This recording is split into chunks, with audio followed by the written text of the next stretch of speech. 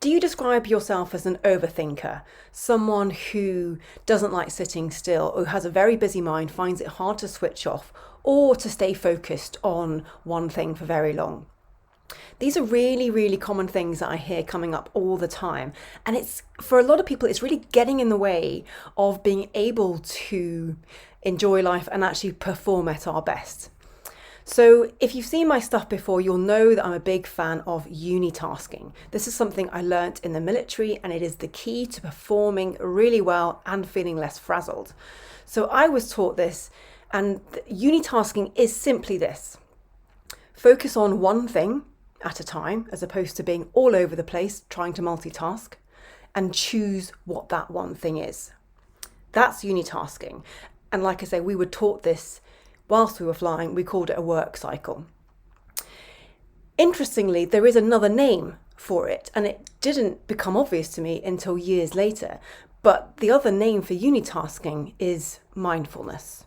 And that's why it's no coincidence that I talk about mindfulness in my book, Fly Higher. And this is actually all about training our minds to be able to focus our attention where it's most helpful to us.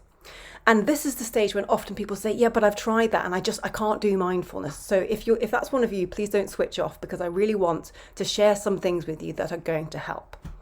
First of all, there is no right way to practice mindfulness. Whatever you choose to focus your attention on, you're still making that choice. And focus is one of the key components of practicing mindfulness. And when I say mindfulness, I'm talking about training the mind, okay?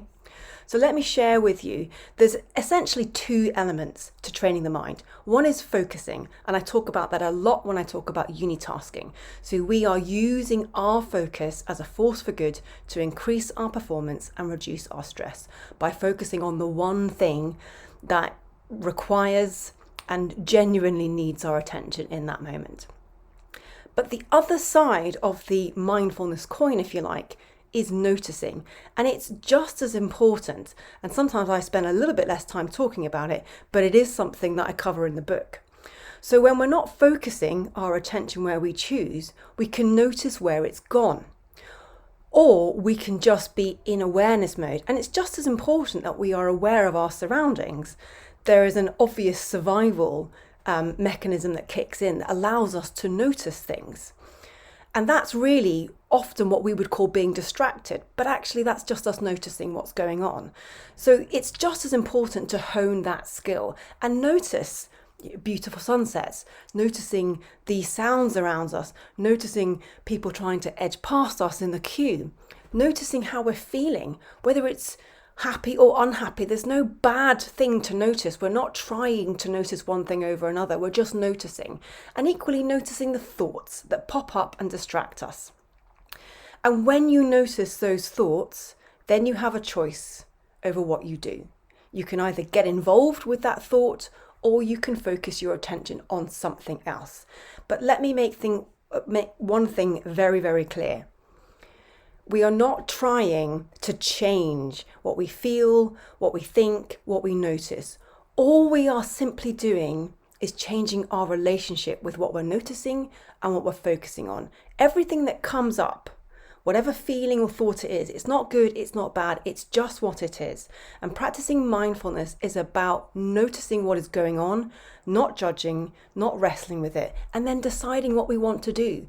Do we want to continue to notice and just observe the moment? Or do we want to focus on something else, which may be a better use of our attention? I hope that's helpful. I know it's easy to say and hard to do, and that's why it's a skill we have to practice. But I promise you, the more that we do, the easier it becomes. And there is no such thing as bad mindfulness. You're either noticing where your attention has gone, or you're focusing it where you want to. And there is literally no bad way to practice it. So please get in touch. If this sounds like you and you want a little bit more help with this, I would be delighted to speak more to you. All right, take care.